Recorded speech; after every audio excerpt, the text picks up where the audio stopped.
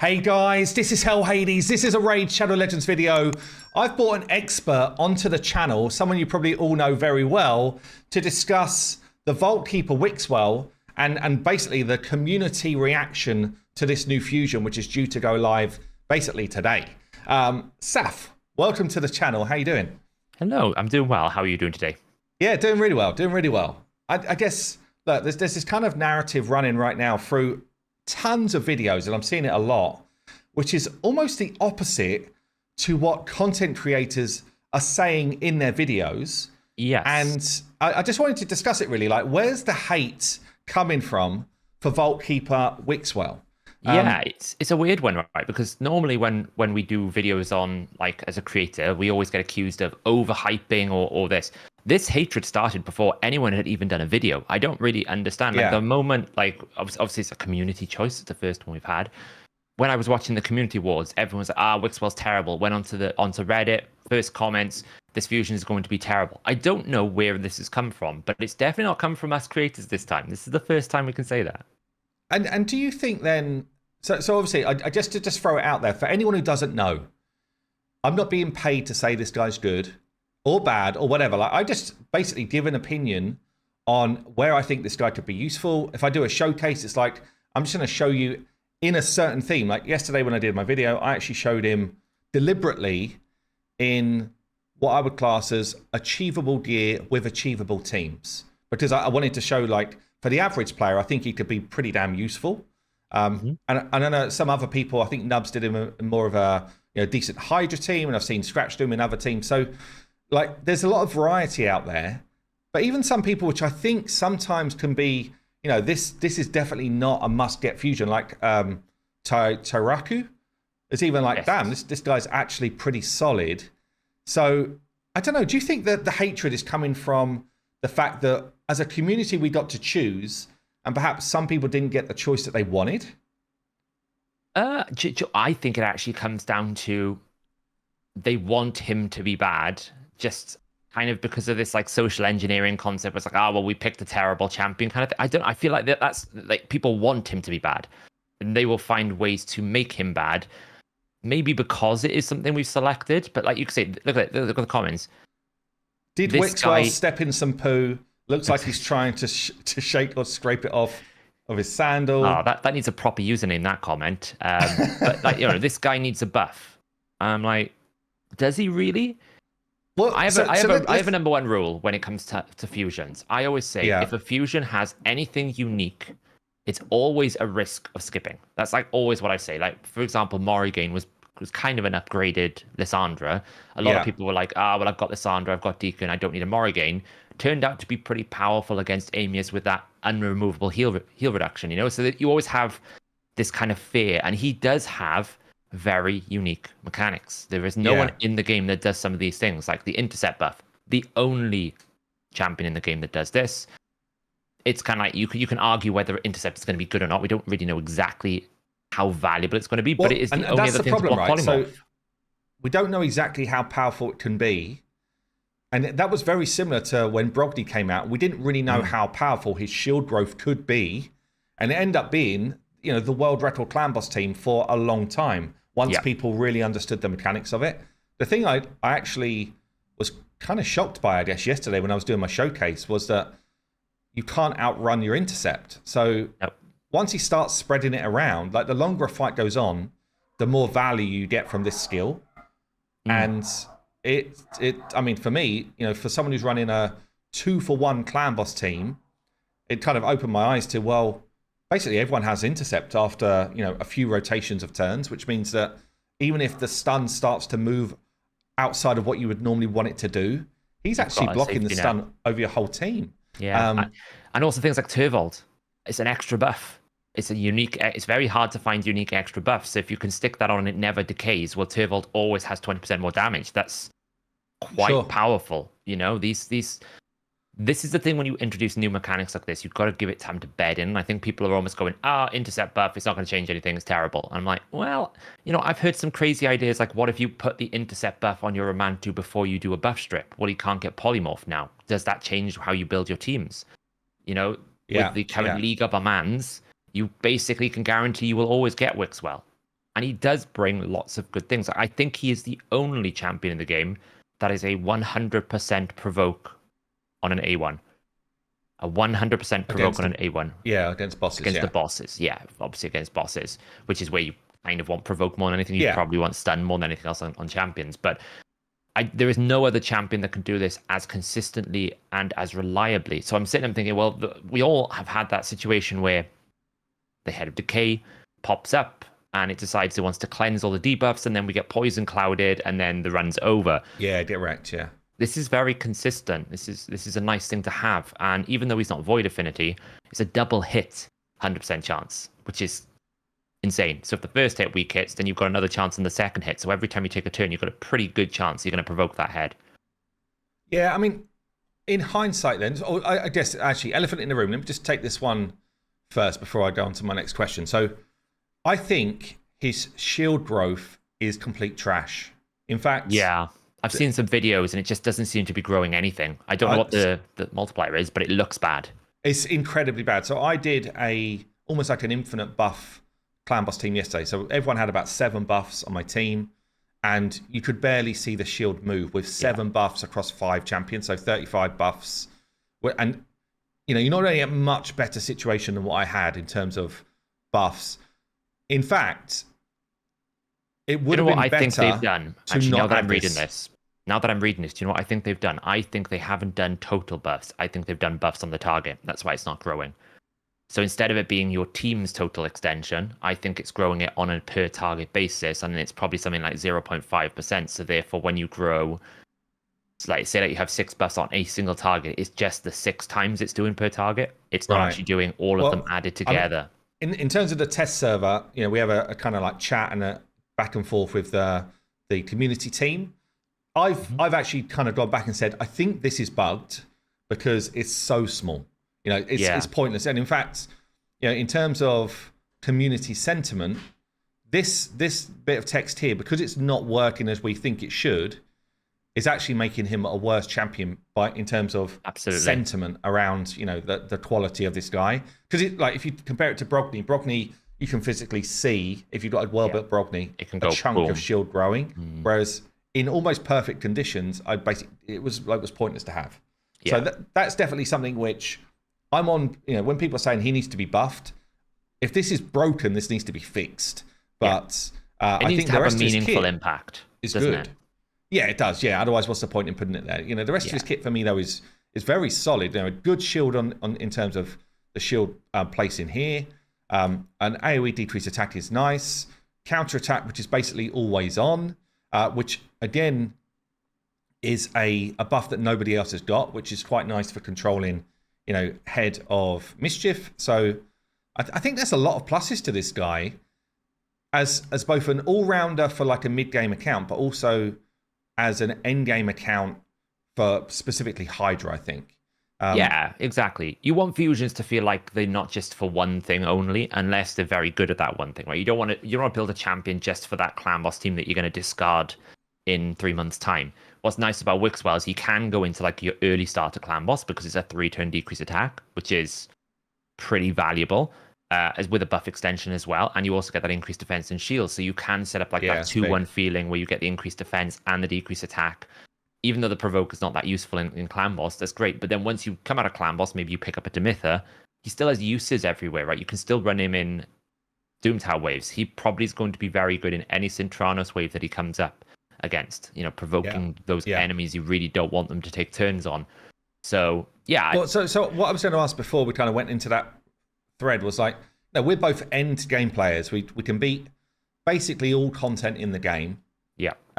With probably the exception of, top in Plat Arena or whatever. So do you think he gets into any of your teams that you currently run? Yes. I've been running a brutal Hydra team with Nekmothar and Kyoku, using Kyoku to basically set up the HP burn for Rathalos. That's kind of like how I've been kind of doing it. So Nekmo sets up the decreased attack, Kyoku A2 then will put burn instead. And then I've got my HP burns up for Rathalos, but I also have ally protection. I've been wondering about maybe potentially modifying it so that Airstrid replaces the Nekmo and then bringing him in somehow in some sort of way. to make that team work, because the biggest problem with that team is I don't have a provoke champion. I'm using a provoke set. And the number of times I sat there watching Kyoku fail miserably over and over again to land a provoke, and then it just caused wipe after wipe, because you always worry about that cleanse into poison cloud into now I can't control the Wrath Head and I get one shot. It's always a bit of a fear, especially if you're running Shamael, because you literally cannot stop him from doing damage if the provokes go out by the Wrath Head. So definitely Hydra. I think he is already someone I'm thinking about potentially bringing in because of his reliability and consistency. And obviously, for anything in Centranos, that makes Soul Cross less of a horrific experience for any players. Yeah. We don't go there. Yeah. I guess let's just go to a few more of the comments, because I agree. Like I feel like he can get into Hydra teams for me, potentially. But I do have good provokers already. Like if I'm thinking of someone that he would replace, it's probably someone like a Morley. But Morley is giving me, like, they're so different. It's hard to kind of like, it's almost like Morley's giving me turn meter and provoke, and almost like a spot revive. So I don't tend to bring another reviver into that team. With him though, I think he's actually doing the job of over time. It's not as quick and easy, but he's actually doing the job of someone like a Duchess for me. So if I'm not running a Shamael and I'm trying to deal with the Head of Torment with Duchess, well, actually, he's dealing with that through his intercept buffs, but over time, but he also deals with the provoke. Like there's a number of things that the intercept buff is going to support you with. I don't know. I do wonder how reliable that intercept buff is against a Torment, considering every time you attack, you kind of lose a stack. It might be very difficult to sustain. I actually think he replaces Chris. It probably needs to be used against a rotation where it doesn't spawn first, so that you basically over time you stack it up, because then I think you can actually replenish. But because it can go above 2, can't it? So you could get up to like 8 stacks potentially. Well, no, it stacks at 2, but you start as soon as he's put it on someone, he'll start spreading it around. And if it goes down to 1 and he's got it available, it'll put it back up to 2. So it's capped at 2, right? Got you. So you can't have like 8 stacks. It's not as reliable, definitely not. Yeah. And I think there's a few points here, like it's literally a generic block debuffs. I don't understand the hype about the new buff. I do get what he's saying. Like, if everyone's got block debuffs, it's more effective. But then you have to factor in like the rest of his kits and the fact that it doesn't just wear off when you take a turn. That's for me. That's the big difference. Is that it's basically just going to sit there until it's needed, and it also stops polymorph. Like that's a very powerful thing in the right setup. Polymorphing, especially if we start seeing Armands or Wukong in waves, if they add them in, that's something to keep in mind. Like if you're facing something, or maybe even if they create a boss that can do polymorph, they love sheeps. If they do that and you don't have this, then you're going to be pretty upset, because it's the only, you can't counter that with block debuffs. So I actually think he replaced Krisk, in my opinion, in Hydra. He's a very good substitute for Krisk, because you get the decreased attack, you get the buff extension, you get the increased defense, you get the good provoke, the guaranteed provoke, and you get like that counter attack. The only thing you lose is the decreased defense, but I feel like that's quite replaceable, and the decreased speed. But he would be someone I would consider like switching Krisk out for, because the biggest problem I have with Krisk is he doesn't give you agency. You always have to be attacked to get your debuffs kind of concept, where he's actually giving you the agency. He doesn't have a cooldownable provoke, which is much more reliable. Yeah, for sure. So I guess the other thing is, now that we've seen his kit come out, and let's assume for a second that if we went attack route, he would have hit hard. Is there a different direction you think you would have gone if you knew all the information in terms of his kits? No, because I think the other options I think were pretty generic. Like they wouldn't have added anything that we didn't already have in the game. Whereas I feel like this defense route, it adds 2 things that we don't have in the game. And if they fix the shield growth, well, there's only really 2 other champions that can grow the shield. So that's technically a 3rd thing that you don't see an awful lot. So I think when you put that into context, I think the defense route gave us a champion that was more unique. And that's what you really want from Fusions. If you're going to give me a free champion that I can acquire, I say free, I shouldn't use the word free. Everyone will be in chat say it's not free, it's a Fusion. A champion you can get by just playing the game and actually using your resources, then I want it to be not just attacks when an enemy deals damage twice, right? I don't want a generic nuker because I could find those. I want those unique ones because if they release this, if they decided they want to make this here, this champion as actually like a new summon, one, someone that you couldn't get. Yeah. And then it was very valuable. I'd be more upset by that route because I'd rather have the unique stuff that I might need than have a generic nuker or a generic support champion. I can't really remember exactly what the other ones were, but I know they weren't as new, if that makes sense. Yeah, the only thing that I voted differently on to what we got actually, and I think I would vote the same way again. The only thing I would have changed is the passive. I liked the idea of having more damage if poisons were out there.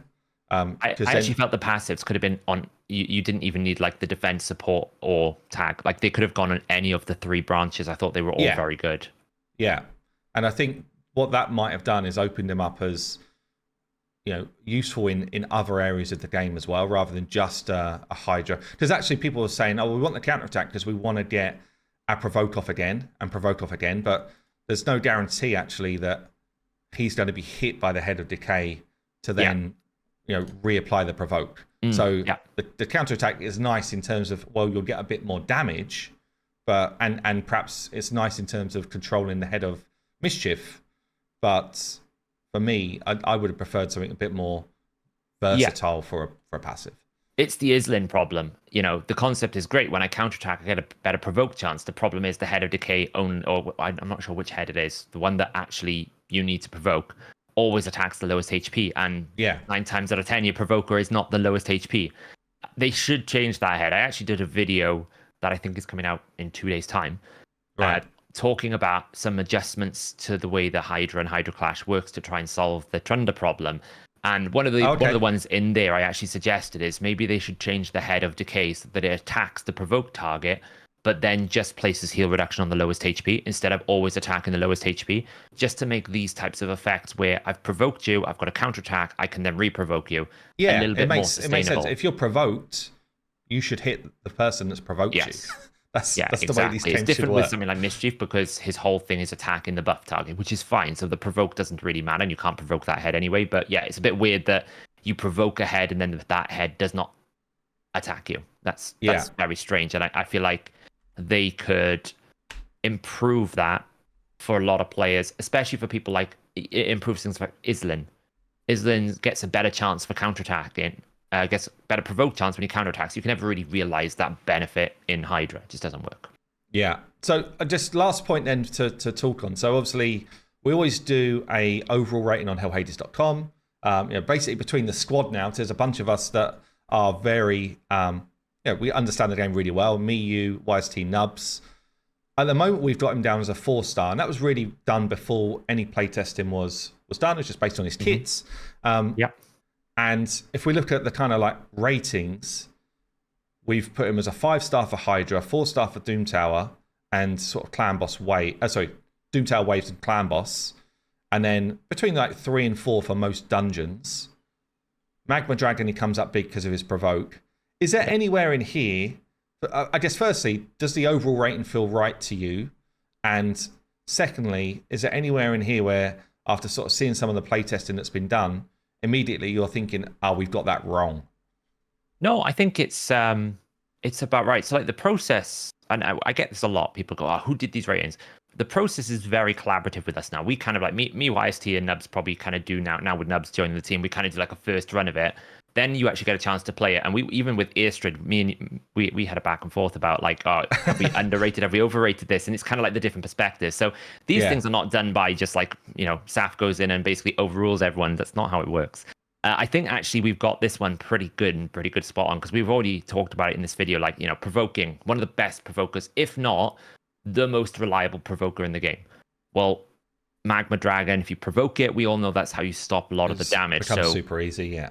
It becomes obvious a 5-star. Same as Hydra, having that consistent provoke, but also the other effects makes him kind of like a multi-role champion. He can be the mischief tank, because you can always put the intercept buff on yourself on top of the counterattack and just keep putting it on yourself, so that if you play manually, so you always have 2 buff differences. So you almost always will guarantee that the mischief head targets you.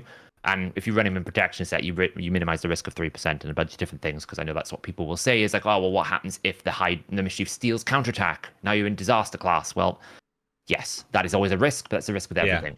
I think these ratings here, maybe we've underrated Clan Boss a little bit, because he does do... This Clan Boss actually, certainly for a mid-game player, it could go up.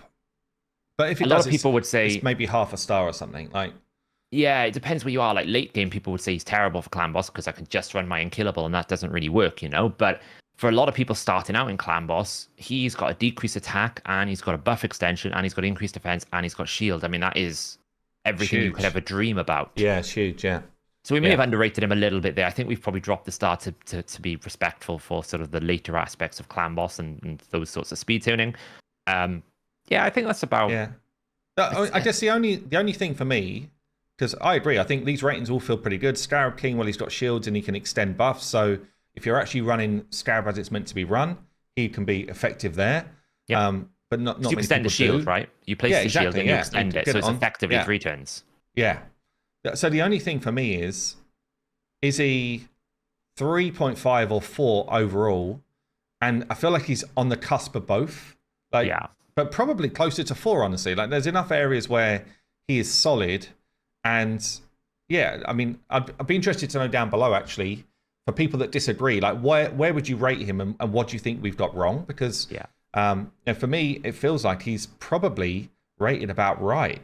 I think the biggest question mark is Arena, really. How valuable is he in Arena? Because if that could that go up, do you think? Yeah, if that intercept buff really has an impact on like polymorphing, you know, if people are using it to make sure their Crixia doesn't get polymorphed or stuff like this, then does it add a lot more value? I mean, we don't have an awful lot of buff spreading. We only have Togron, which is currently being abused in Hydra. Hopefully no more after today.